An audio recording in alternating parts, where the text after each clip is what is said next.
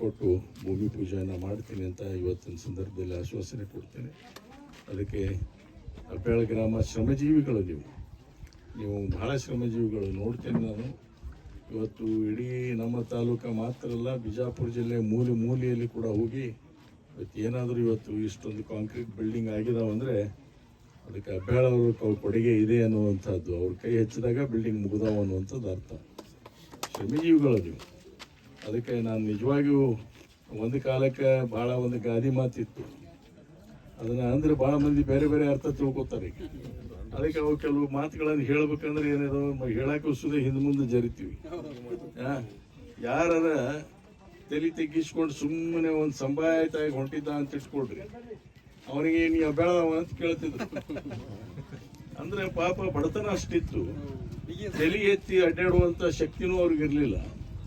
ಮುದ್ದೇವಾಳ ಬಜಾರದಲ್ಲಿ ಹೋಗುವಾಗ ಯಾವ್ದಾದ್ರು ಕೆಲಸಕ್ಕೆ ಅಂತ ಹೋದಾಗ ತಲೆ ತೆಗಿಸ್ಕೊಂಡು ಹೋಗ್ಬೇಕು. ಅಷ್ಟು ಬಡತನ ಇದ್ದಾಗ ಏನಪ್ಪಾ ಅಂದ್ರೆ ನೀ ಅಬ್ಯಾಳದವನಂತ ಕೇಳ್ತಿದ್ರು. ಹೌದಿಲ್ಲ? ಸುಳ್ಳನ್ನ.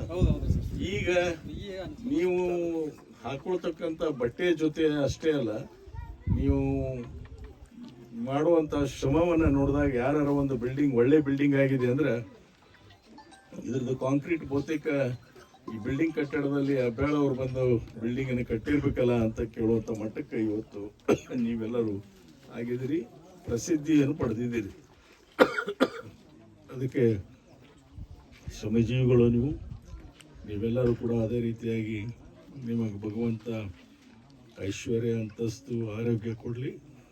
ಅಬ್ಯಾಳ ಗ್ರಾಮ ಏನು ಅತಿ ಹಿಂದುಳಿದಂಥ ಗ್ರಾಮ ಮುದ್ದೇವಾಳ ತಾಲೂಕದಲ್ಲಿತ್ತು, ಅದು ಒಂದು ಕಾಲಕ್ಕೆ ಅತಿ ಅಭಿವೃದ್ಧಿ ಹೊಂದತಕ್ಕಂಥ ಗ್ರಾಮವಾಗಿ ಹೊರಹೊಮ್ಮಲಿ ಅಂತ ಹೇಳಿ ಹಾರೈಸಿ ನನ್ನ ಮಾತಿಗೆ ವಿರಾಮ